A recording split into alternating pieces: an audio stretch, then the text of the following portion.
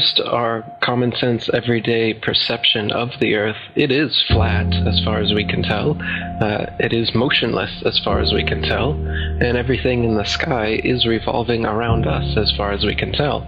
If nobody told us otherwise, we'd logically assume that the Earth was flat, motionless, with everything in the sky revolving around us. And you can prove that this is the case as well, for instance, with the horizon. As you rise up, no matter how high you go on the top of Mount Everest, or if you go in a balloon higher and higher, we've gotten independent balloons have gone up with cameras, the horizon remains flat all the way around and rises to the eye of the camera all the way up. Totally flat and rises to the eye of the observer. So that's one proof. You know, if the Earth were a ball, no matter how big, the horizon is said to be the curvature of the ball. If you were to go to NASA, it's all fraud, it's all fake. Pretty much everything NASA puts out is fraudulent. There are no images of Earth from space. Put an end to this topic once and for all, turn the Hubble round and show us Earth in real time, but they will not do it. They can't do it. It doesn't exist. It literally doesn't exist.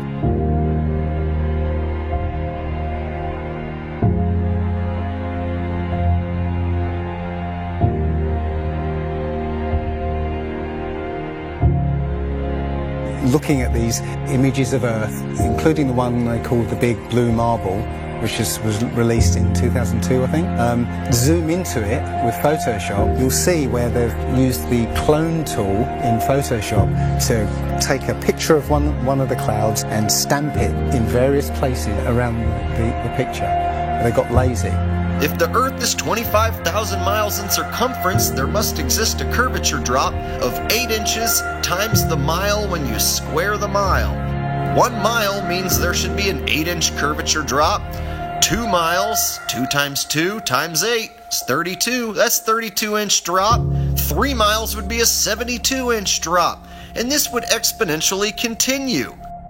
Here's the longest bridge in the world. The Danyang Kongchong Grand Bridge in China. 102.4 miles long. There should exist nearly 7,000 feet of curvature drop in that bridge.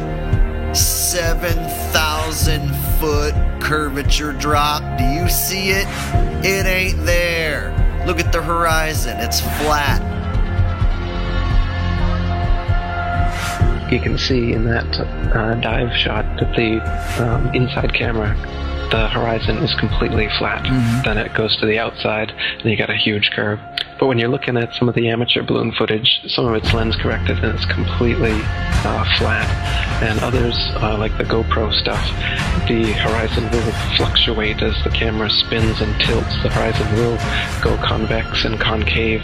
A lens effect. It's obviously not the horizon shifting every 2 seconds as the camera jumps. Yeah. And when it's still, you can see all the way up, totally flat.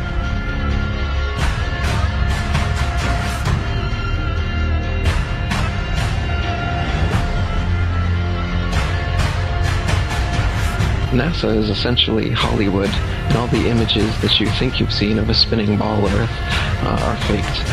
And all the amateur balloon and rocket footage that we've sent up there shows a flat horizon that rises all the way up. And that's impossible on a ball. Humans, for the most part, don't have a clue. They don't want one or need one either. They're happy. They think they have a good bead on things. Well, why the big secret? People are smart. They can handle it. The person is smart. People are dumb, panicky, dangerous animals, and you know it. 1,500 years ago, everybody knew the Earth was the center of the universe. 500 years ago, everybody knew the Earth was flat. Imagine what you'll know tomorrow.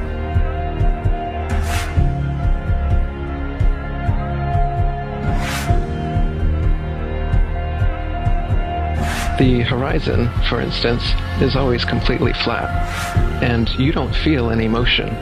So if you were just born today and looked out, you wouldn't assume that you're standing on a spinning ball. You'd assume that you were on a flat, motionless plane.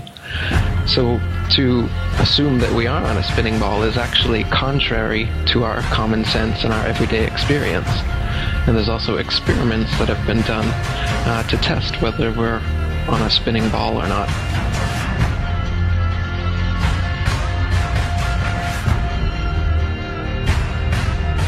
My question was, why, if it's a flat Earth, why couldn't you stand on the coast of California with a telescope and see Japan or Hawaii or something? And I think you know the answer to that. I'll let you answer that. Yeah.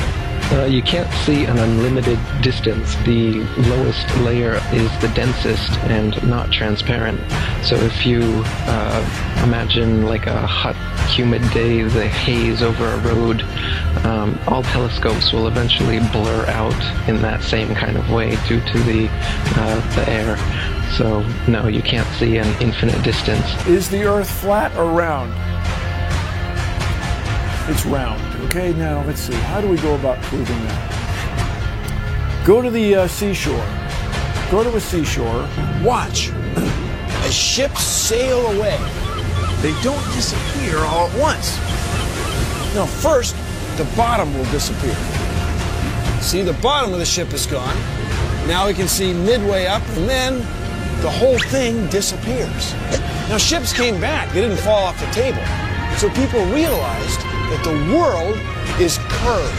I mean, it's a big curve, but it's curved. So, the process of testing claims, the world is flat, the world is round, is what we call science.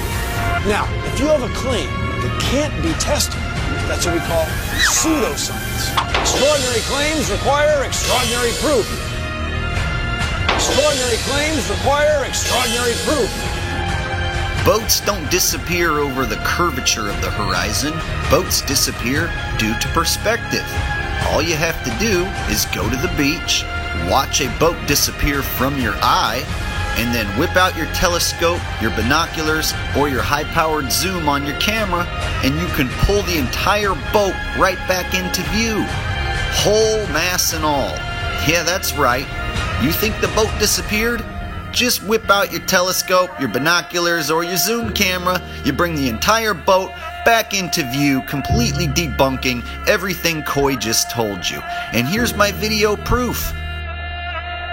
Extraordinary claims require extraordinary proof. Imagine that. You can debunk the curvature of the Earth yourself with just a simple zoom on your camera. Bye-bye, little boat. The flat Earth? Well, that didn't stand up to tests. The round Earth did. And you guys, come on. Everybody watches newscasts. You all use mobile phones.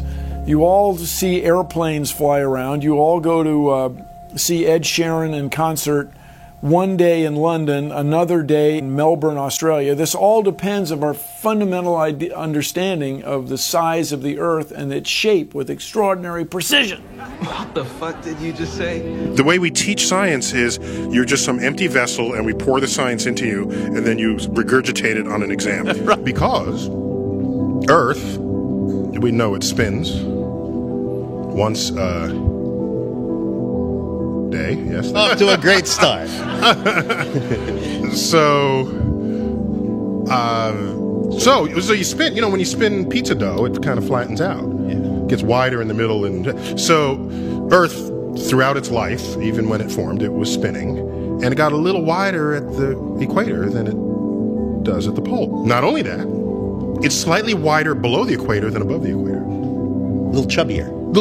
Yeah. Chubby's a good way. It's like pear-shaped. Yeah. So, it turns out the pear-shapedness is bigger than the height of Mount Everest above sea level. Well, let me just so you understand. We've been fed a lie our entire... I want to call it a lie. We've been fed... It's a point of view thing, I think. We've been fed Earth has been misrepresented to us by... Science! Pear-shaped. Science! So they're all trying to figure out, is the universe spinning around us or are we spinning around the universe? They tell you, we don't know shit. We're looking at a bunch of lights in the goddamn sky. You're gonna tell me that that light and that light that's 100 trillion light years away? How the fuck did you figure that out? And you well, don't they have an explanation for that shit? No, exactly. That's what what you just said right now. What you just said now is what everyone's natural reaction. Because anytime someone says anything about space, you automatically think someone figured it out. You don't know the guy's name. You don't know the name of the experiment. You didn't look into it yourself. You just think when someone tells you, how far is the Earth from the sun? They'll say, 93 million miles away. Like you just, everybody relies on someone figured that out and someone double checked it. You're going on what you read. And right now, cosmology, they don't know what the fuck to do. You know what they found out? The cosmic microwave background shows that all the galaxies are on shelves lined up to us. That we're at the fucking center. They don't know what to think about. There's a lot of controversy going on about it. Well, you should see the stars do all sorts of strange motions, but you don't. You only see them make these perfect circles. That tells me that it's the stars that are moving, not the Earth. The Copernicus principle, the one that we live by, is that we're insignificant, we mean nothing, we're a speck in the universe. That's the heliocentric model, that we go around the sun. The geocentric model means that everything goes around us. That's what this is in the Bible. That's what the first astronomers were saying. Ptolemy was the first one to say, yeah, we are the center. You can tell based on these observations, everything's revolving around us. Earth is the center of the universe, and we stand still, and the universe spins around us. You know what? They've lied so much. NASA's lied so goddamn much that I don't believe shit they say. They've got that satellite image of that frozen moon. What's that frozen moon?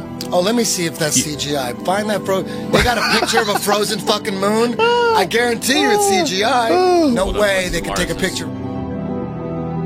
The heliocentric model is in trouble.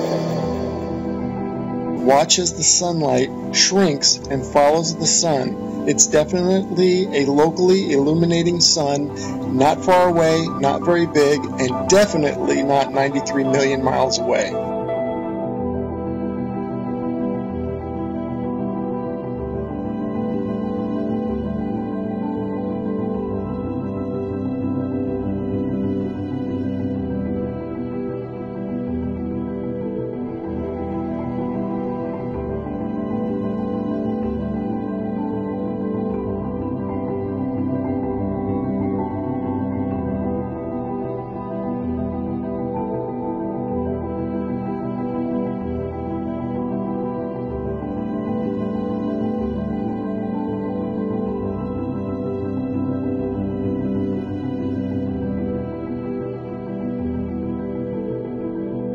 There's a place in Bolivia called Salar del Uyuni, which is a salt flat.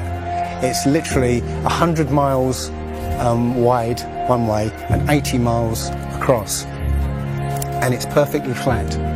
And when it rains, literally you get an inch of water, and it looks like a perfect mirror.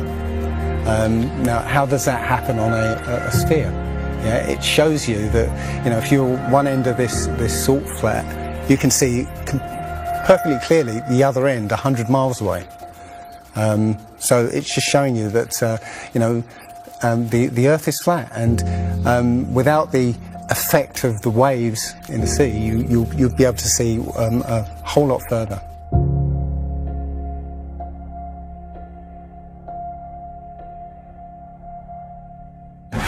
Took a picture across the Great Lakes from Michigan and was able to see, I believe, Chicago, which he shouldn't have been able to see.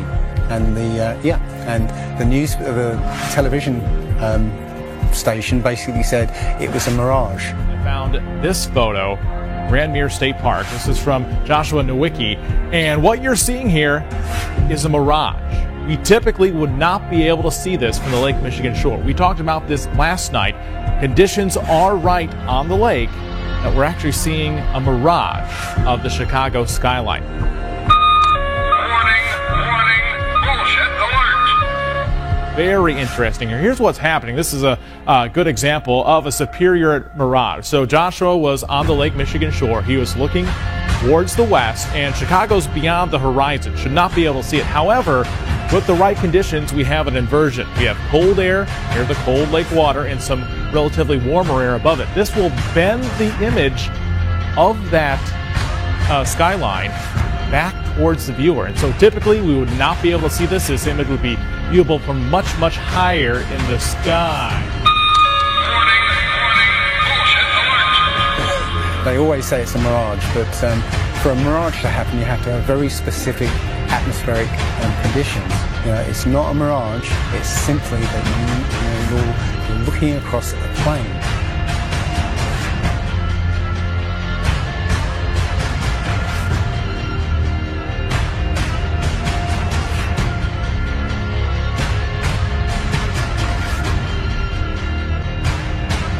Now, how come in all these ball pictures, man, you can see all the continents pretty much, and there's just a little bit of clouds here and there. Man, it's like some of these pictures, like there's some where they show the Earth at night and you can see all the lights and stuff. It's like, you're telling me the entire continent didn't have clouds? The entire fucking continent, like you can see Africa and all these lights and all this stuff, like, you know, if you turn on your porch light, I guess you can see it from space, apparently. And it's like there's no clouds in some of these pictures. And they spelled out the word sex, right, recently, probably a few months ago, in one of the clouds. But, you know, if they do their research, they say, well, those are composites. And I said, well, how come they copy and paste the clouds on some of these? And they use the same cloud form. Like, if you're going to make a composite, but you shouldn't be copying and pasting clouds. That means you're adding stuff that's not real. Yeah, and the thing is, those pictures that you're talking about, the blue marble pictures, you know, I think there's about maybe 8 to 10 of them over time that NASA has put out, and you're absolutely right. None of those pictures look the same. The color of the water is different. Like you said, the continents are different sizes. It's just unbelievable. And I think what happened originally was they would put these things out and nobody was paying any attention to it. You know, and then all of a sudden now people are paying attention to it, and now they're pulling these pictures in, and it's an obvious fraud. What? And the thing is, there's supposedly tens of thousands of satellites orbiting Earth.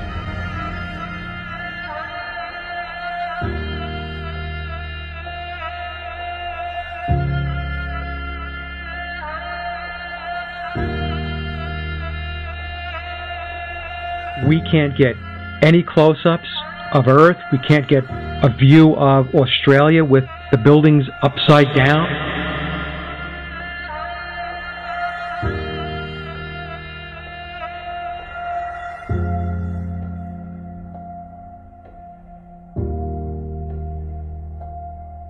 And they'll look at you like you're crazy.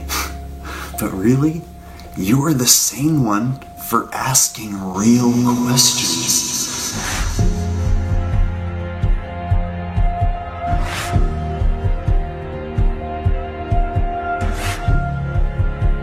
They're the fucking idiots for just repeating school book bullshit. That's how it works. I was taught school book bullshit in public school, and somehow I was able to break free and free my mind. You know how I did it? I watched NASA rockets explode a bunch of times.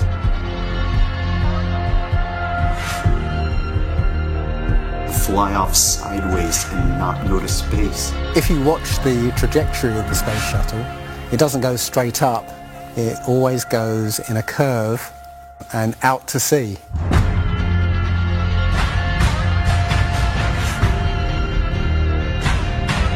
The point is, they actually go horizontal. The space shuttle goes horizontal. It never goes any further up. It goes horizontal, very, very low down in the atmosphere. You know, it's still in the atmosphere while it's horizontal, so it never gets any higher. And it goes out of sight, not because it goes too high, because it goes too far downrange. And they have a plane that's mocked up to look like a space shuttle. It's a jet-powered aircraft. That's it. It's not a glider. It's an aircraft. And that's what they're fooling us, taking billions of dollars in and giving us images and fake planes for that 10 billion. You know, however many billions of dollars it is. What goes up must come down, and literally we have not ever seen anything that has ever gone up and not come down.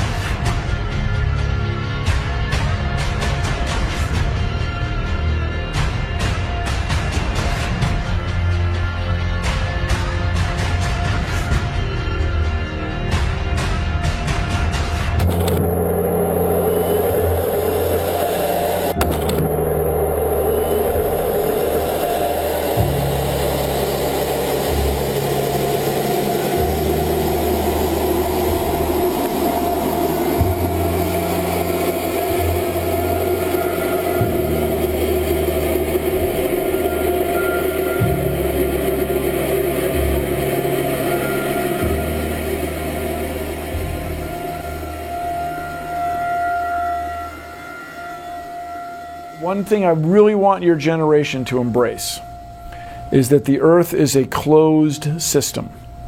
We cannot leave the Earth. There's no place to go.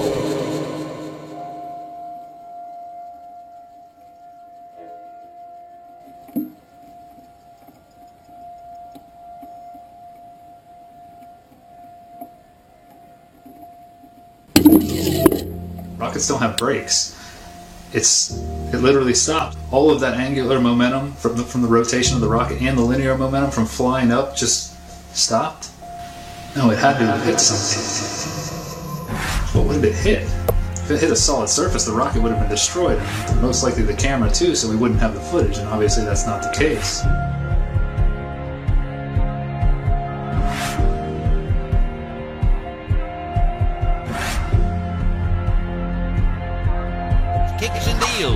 It's a long fly ball going back, and the ball shatters the sky, bringing the ocean itself down into the stadium. Oh, Simpson just broke this dream's reality wide open.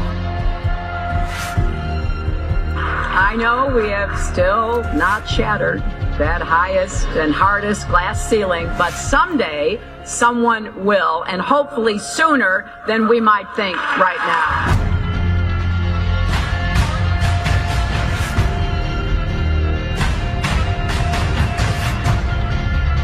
There's no place to go.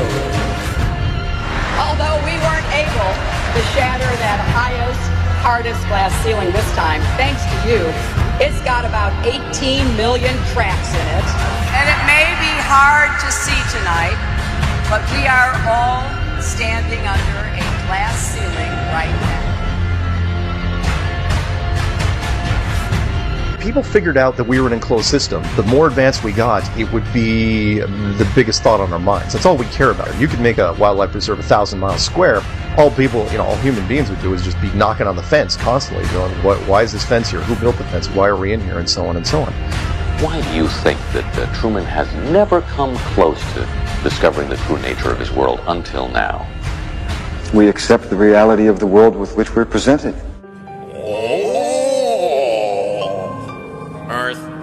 Earth, yep, Earth, yep. Oh. Earth! If you start here, and you go around long enough in the same direction, you wind up in the place you started from. Yes, Thomas? Why don't we fall off when we walk underneath, Miss Sarah? Because of a force called gravity. What does gravity look like? Gravity is something we can't see, but we know it's a great invisible force that keeps us all here on Earth. It's a natural force that keeps us all from flying off into space. We were always told that the world is flat. You were told right. Don't listen to her. I've been patient with you, Sarah. Lord knows I've been patient, but now your words have revealed you. The law of gravity was discovered by Sir Isaac Newton in 1687. That's almost 200 years ago, Uncle Evan. But there is only one law. The law of God. What is gravity? You have no idea. Okay, next question. Wow. No, here's the difference. We can describe gravity. Okay. We can say what it does to other things. We can measure it, predict with it. But when you start asking, like, what it is, I don't know. Einstein, in an Einsteinian answer, we would say gravity is the curvature of space and time. And objects will follow the curvature of space-time, and we interpret that as a force of gravity. That's probably the best answer I can give to a what is gravity question, or why is there gravity. That's the best I can do there. I think that's a good start.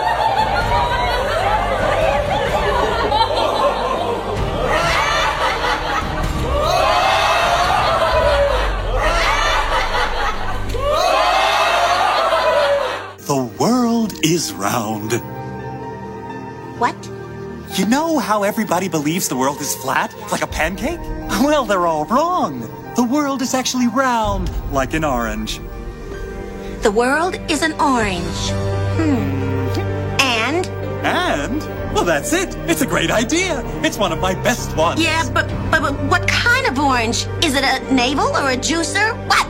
Look, just sleep on it. In the morning, the idea will come to you again, and you won't even remember where you got it. Get it? Got it. Good. I must say, I really thought you'd catch on to this a little quicker, Copernicus. What? My name's not Copernicus. I'm Charlene Sinclair. You're not Copernicus? This isn't 16th century Poland? Oh boy, I screwed up. How do you brainwash? You repeat the same thing over and over again. You know, if somebody's resisting the concept, if you keep fucking repeating it, they'll incorporate it in their brain. Since you were a kid, you've seen this, but you've never seen it from that point of view. But your brain has three-dimensionalized. Oh yeah, that's the Earth. How? Through repetition.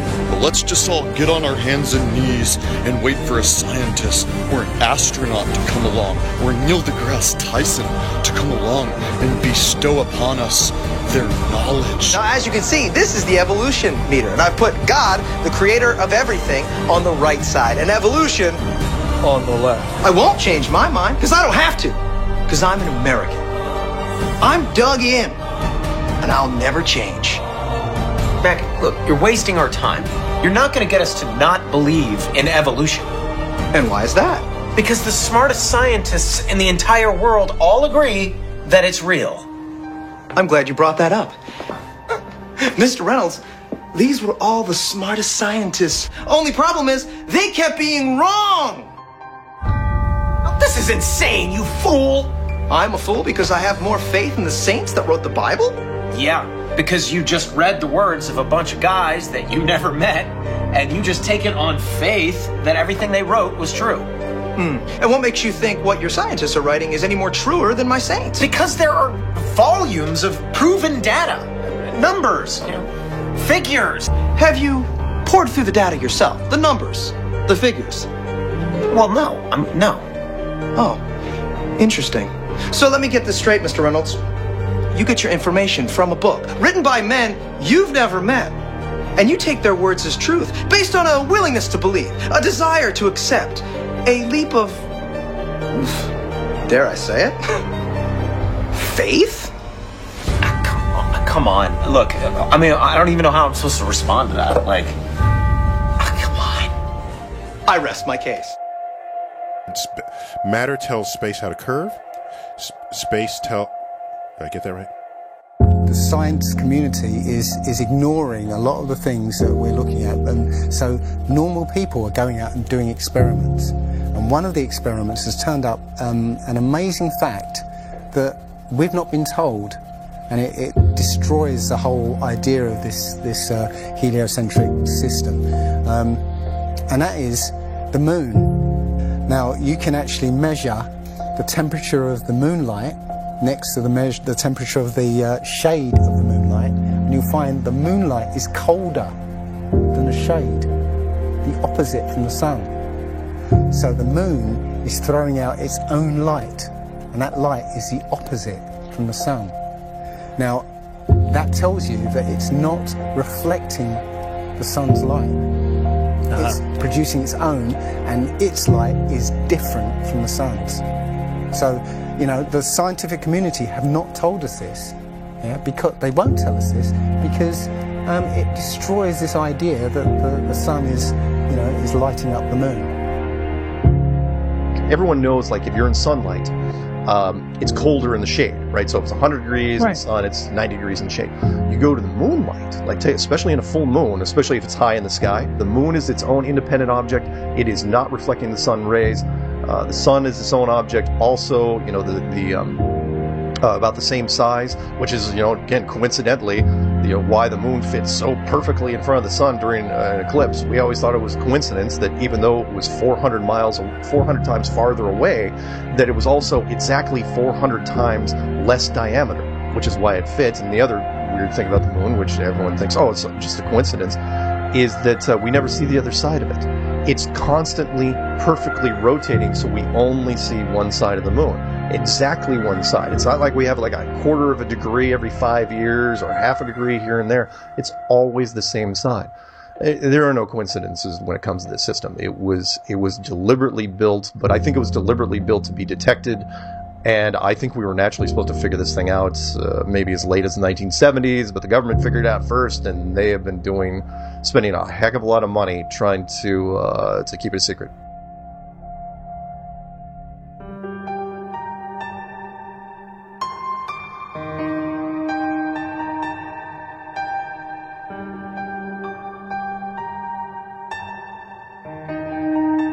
When I look at the people who signed the Antarctic Treaty, and all the nations that were down there doing whatever they were doing signed a treaty, and I believe it was 1958 or somewhere thereabouts, saying, nope, nobody can stake a claim to Antarctica, and if you're going to go down there, you can only go down there for scientific reasons under carefully restricted guidance, but it's not a free-for-all. Nobody can just, you know, hey, I'm going to go check out Antarctica and do a high jump of my own. No, can't do it.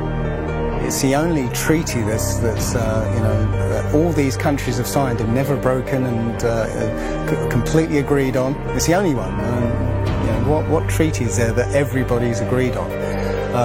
We're being kept away from it for a reason. You know, they have some scientific bases there, and literally it's controlled by the military because they don't want you finding out what's beyond. During 3 voyages lasting 3 years and 8 days, Captain Cook and crew sailed a total of 60,000 miles along the Antarctic coastline, never once finding an inlet or path through or beyond the massive glacial wall. So the other question is, well, how come ships don't go off the sea if it's flat? How come ships don't fall off the edge? Well, here's why you don't fall off the edge. There's a 200 to 300 foot high wall that is the border that Scripture says is keeping everything in. Nothing's going past that. Because they don't want you finding out what's beyond.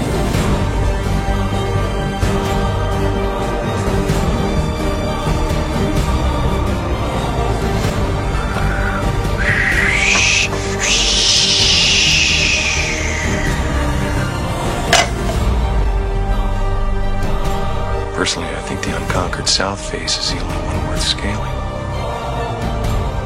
It's a 20,000-foot sheer wall of ice.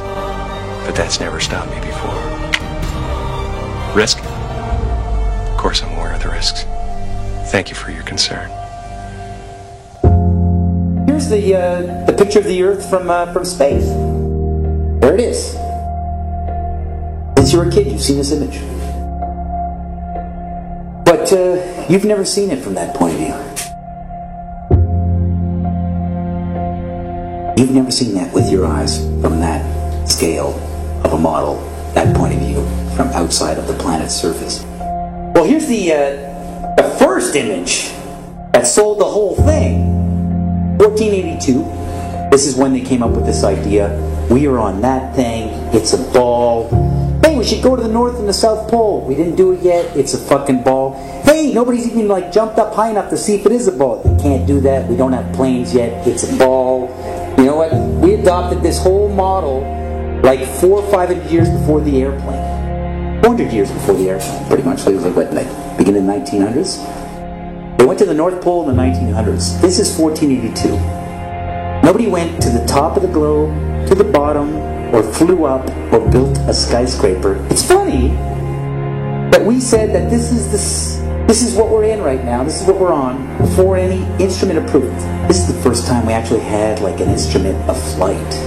Actually go high enough to actually fucking check out if what we agreed to 500 years ago was real. So if they were wrong after 500 years, question is, what they tell you?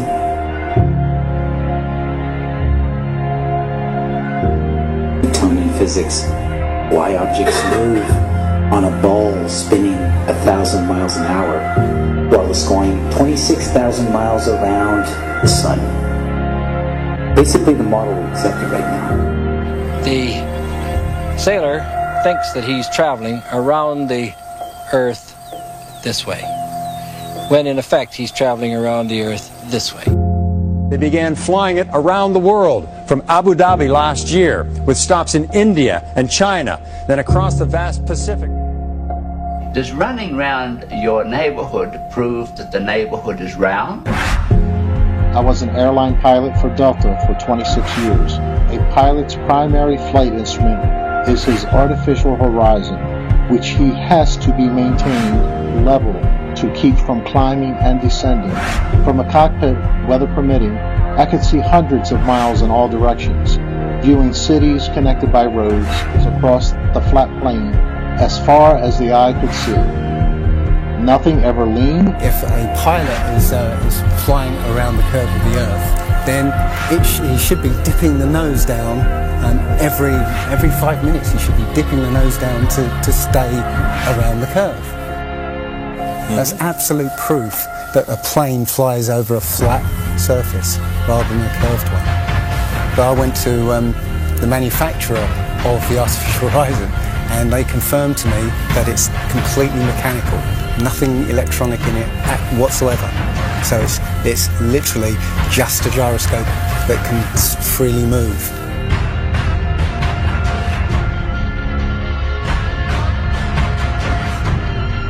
That right there is proof to me that planes fly over a plane.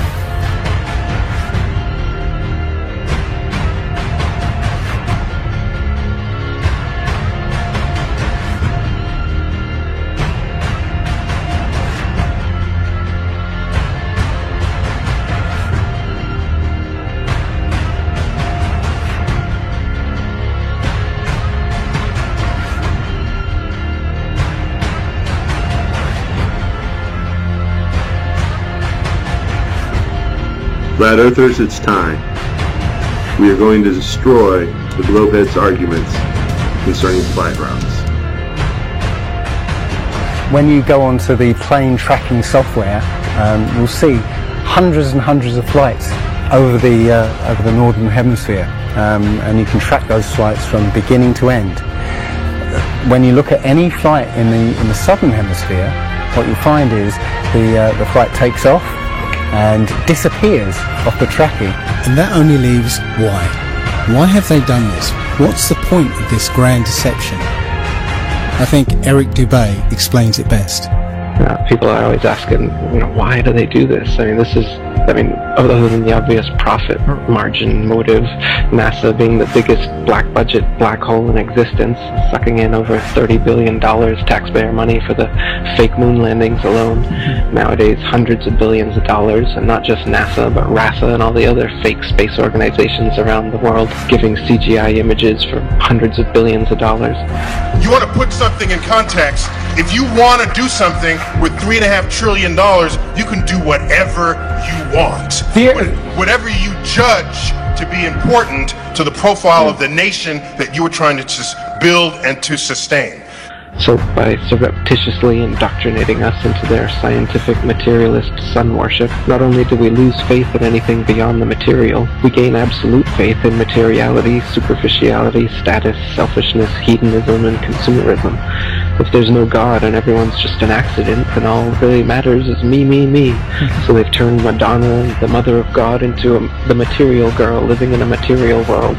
It's all about making us feel nothing, so that we can be used. If everybody realised how special we all are, how unique every single life is, then this whole world would change overnight. We wouldn't allow ourselves to be used by this cabal. I start from the supposition that the world is topsy-turvy, that things are all wrong, that the wrong people are in jail, and the wrong people are out of jail. that the wrong people are in power, that the wealth is distributed in this country and the world in such a way as not simply to require small reform, but to require a drastic reallocation of wealth. All we have to do is think about the state of the world today and realize that things are all upside down. Now, if you don't think, if you just listen to TV and read scholarly things, you actually begin to think that things are not so bad, or that just little things are wrong. But you have to get a little detached and then come back and look at the world, and you are horrified. Now, as soon as you say the topic is civil disobedience, you're saying our problem is civil disobedience. That is not our problem. Our problem is civil obedience.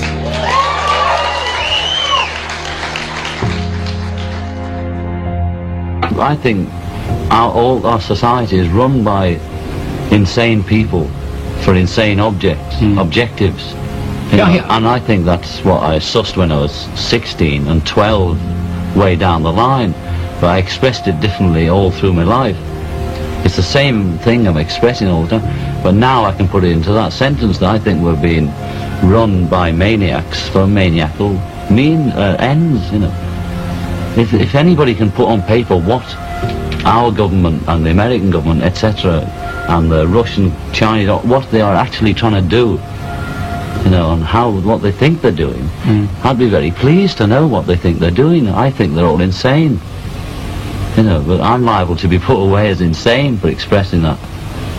You know, that's what's insane about it. And someone else says it's flat.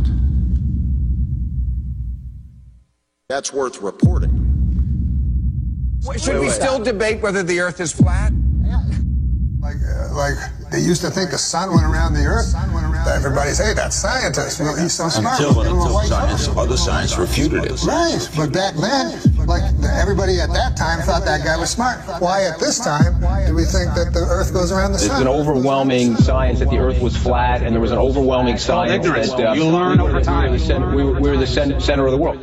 You're just taking an authority's word for it, and all we're saying is be skeptical. Sure. And while you're being skeptical, there's a bunch of evidence that's totally against the mainstream version. And while you're being skeptical and looking at that evidence, you start compiling more and more of the evidence until you become like me, you know the truth. I don't believe the Earth is flat and motionless. I know it is. There was a lot of things that I thought I knew that now suddenly turned out to be completely different.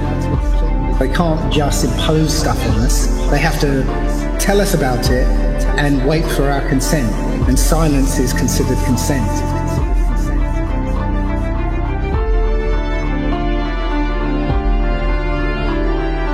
If the sun was 93 million miles away, you wouldn't see that. We see in perspective. That is, the horizon is at our eye level. And as things recede from us, they tend to converge to the center of that horizon line, to a place that's known as the vanishing point. The sun rotates around us and only appears to rise and set because of the way our vision works.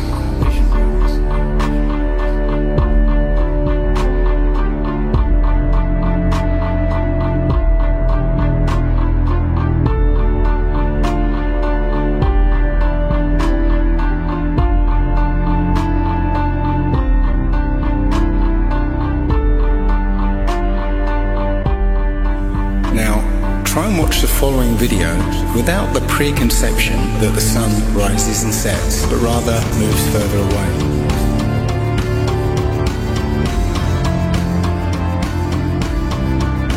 The images of your world with curves or as a ball are CGI. You've seen those images all your life. They're paintings, they're computer-generated images, or a little of both. Anything with a curve and the Earth is a fake. It's a fraud. You have never, with your naked eyes, ever seen the Earth as a ball from space. You never have. That's what it looks like. If the Earth were actually a big ball, the horizon should sink as you ascend, not rise to your eye level, and it would dip at each end of your periphery, not remain flat all around, the horizon rising with the camera level and remaining perfectly flat 360 degrees around. All the ancient cultures from the beginning of time have depicted a flat, kind of enclosed Earth. So we have this flat Earth cosmology all the way up into the 1900s when a big push was made to live on this round spinning ball flying around the sun. They are basically placing us on a speck of dust flying through infinite space where it was made from this accidental Big Bang. And we really don't mean very much, and everything is kind of an accident, and it kind of leads you into this mentality where things are meaningless. It doesn't matter what you do in life, but the more you research, the more you'll find that you can't prove the spinning ball Earth unless you're suffering from cognitive dissonance and you've been programmed your entire life. All scientific experiments show that we're being lied to about what mainstream science is saying about the Earth. If a pilot is flying around the curve of the Earth, then he should be dipping the nose down every 5 minutes. He should be dipping the nose down to stay around the curve. That's absolute proof that a plane flies over a flat surface rather than a curved one.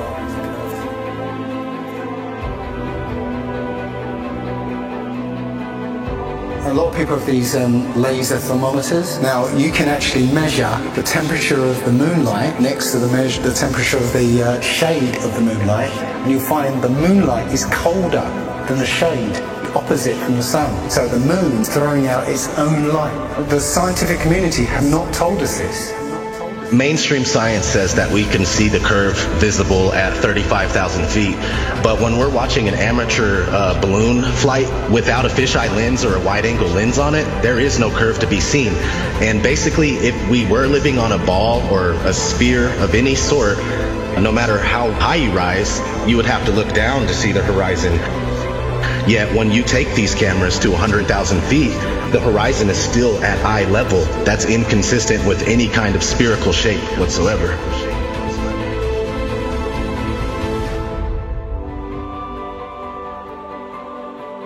Others. They've got smaller gatekeepers for the flat earth that they've brought in to distort the message, and they give fake flat earth arguments hoping that you'll reach them before you reach someone like me, and then you'll hear their stupid arguments saying that gravity's real, but the flat earth disk is constantly rising, and that's what causes us to, things to fall. They'll give explanations like this, which to any sound thinking person will totally reject, and then they'll totally reject the entire flat earth model based on these little bits of disinformation that are being given.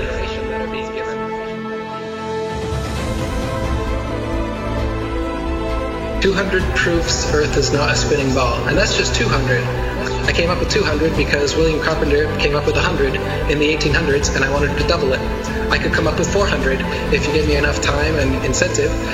People are doing it right now. Scientists vote that the Earth is flat. Because it's actual, observable, testable, repeatable, natural science that we can do ourselves. The kind of science, in quotes, that you're getting from these figureheads is not observable, testable, repeatable, natural science that you can do yourself. It's stuff that they claim that only they can do with a Hubble telescope. Only we can take images, CGI images of fake planets with our Hubble telescope. You can't. Condemnation without investigation is the height of ignorance. And I think that, Einstein was right about that. I don't believe in anything, but I do investigate everything. I don't just take things at face value or take somebody's word for it. I want to know for myself. And if I can't know for myself, then I will happily be in the place of not knowing. They need to have some authority figure telling them answers, and they're going to believe that, and that makes them feel safe. But me, I'm the opposite, where I like to be skeptical, and I think everybody would be better off if they did that instead of just believing some authority figure that tells you you're on a spinning ball that was exploded out of a Big Bang and you're a monkey man that evolved. It's ridiculous, and it's obvious why they're doing it. They want you to think you're a monkey, a purposeless accident that comes from nothing. While they steal $50 million of your tax money every day. The motive is obvious. CGI images of fake planets with our Hubble telescope, but you can take a regular telescope and you can see that the images they give you are complete nonsense cartoons, and what it actually looks like is pulsating lights in the sky.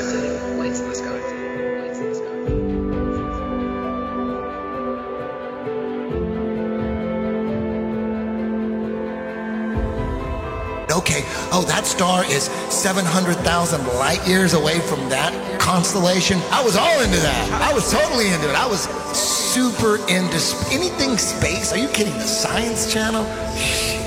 Oh my God, you had me. You had me so good. With the CGI, with all those CGI DVDs. All those DVDs, BBC Nova, were floating in space, spinning around the sun, and the sun has got some gravitational pull on us, and we got the gravitational pull on the moon. That doesn't make sense. That's not science to me. When people talk about science this, science that, I go, explain to me how that is science. There's a force that's holding oceans, keeping it from spinning and flying off because it's spinning 1,000 miles an hour. But as soon as we get to a certain altitude, it's all magic. It's not science. All that's magic. Us floating in space, and we're being connected to the sun. It has this force that's connected. That seems crazy. And we're flying through the universe, and the universe is endless. Like people say, well, if the Earth is flat, where's the edge? Like, where's the edge of this motherfucking universe? We're the center of the world.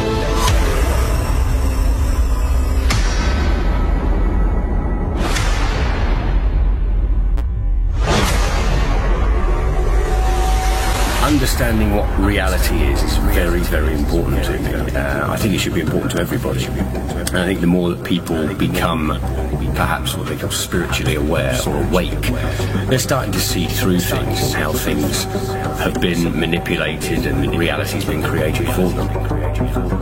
If God forbid everybody came and started demanding answers, and once they can't provide those answers, people realize they are busted. It can't be a mistake. It can't be anything but the deception and control mechanism it is. Because people are waking up. And no matter how much they try to suppress this flat earth movement, oh, it's gonna keep moving one way or another. You can see it. People are waking up. So now, louder than ever, I can hear that clock. Tick-tock, tick-tock, tick-tock, tick-tock.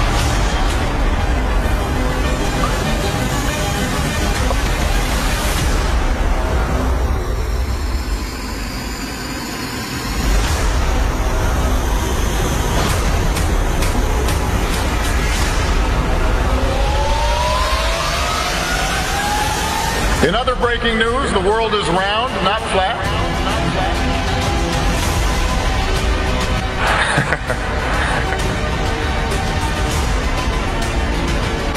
A strange message on Mount Rubidoux. The words Google Flat Earth were found carved into the Riverside Hill in letters that were 10 feet long. Police talked to the person who did it. He's not facing charges yet. One possible explanation of the message: some still believe the world is flat, not round, and post about it online. So you can check with theodolites and telescopes and different methods, lasers, to see if the Earth actually does have that curvature.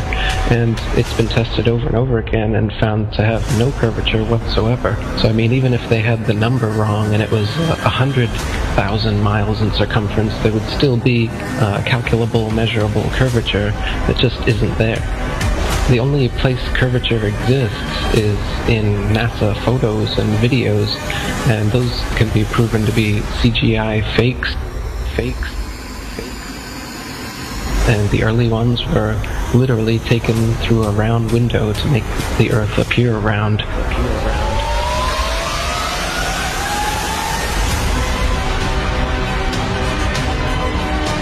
Literally taken through a round window to make the Earth appear round. Oh, this is a shot from 130,000 miles out. I guess it's from approaching.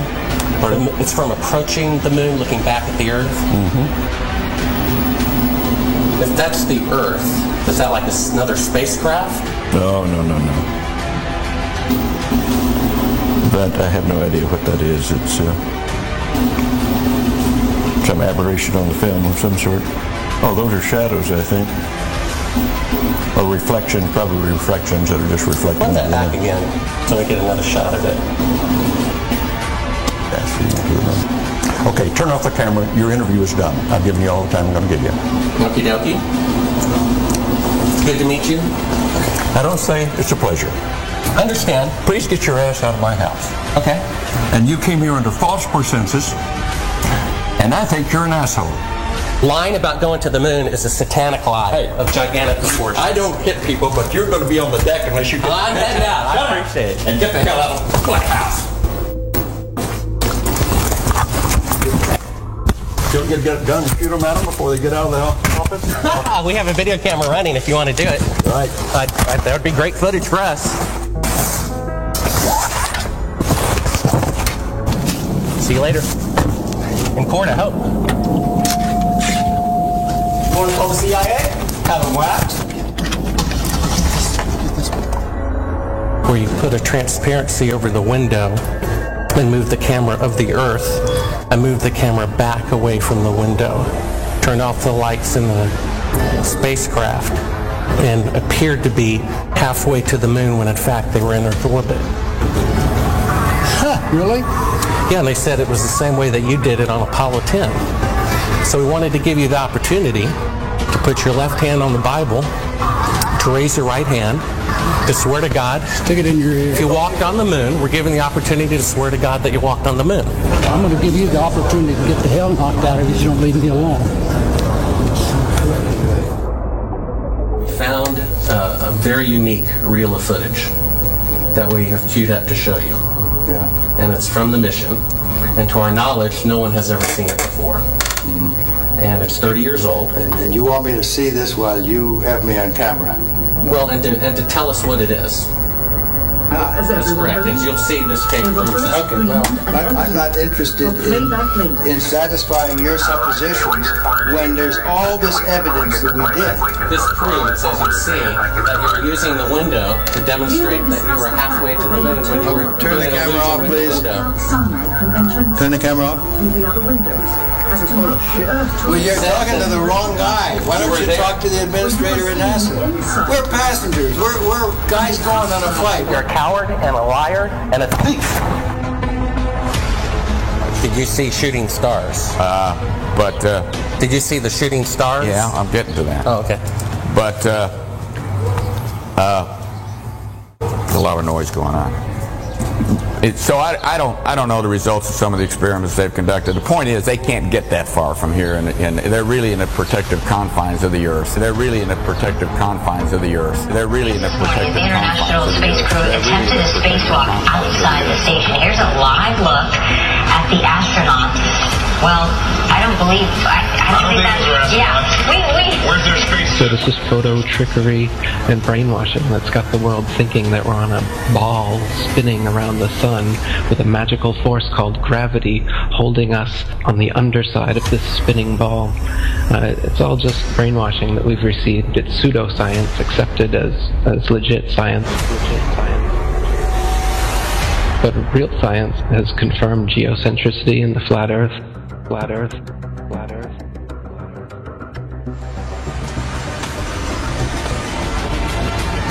The best way to brainwash the whole world, to lie to the whole world about what the world is. In reality, we're not a cosmic accidental sneeze, nothingness turned everything. This is quite obviously intelligently designed, this thing we're experiencing here, this life, this universe. I can't believe anyone in their right mind can look me in the eyes with a straight face and say, no man, it's all random. Be open-minded about this. This is very, very controversial and difficult to get your head round. The first of which is the scientific method, something that the scientific community doesn't seem to use these days.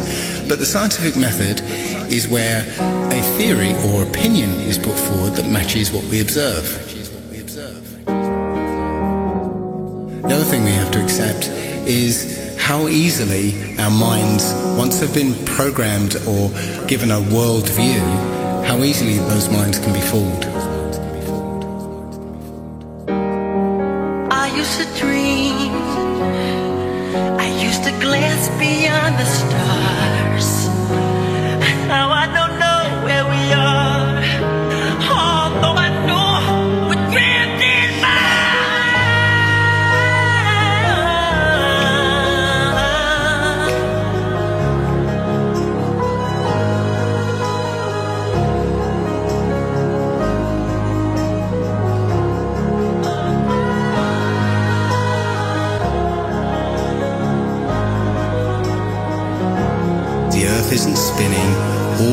rotating or being dragged. The Earth is fixed, and it's the stars that are moving.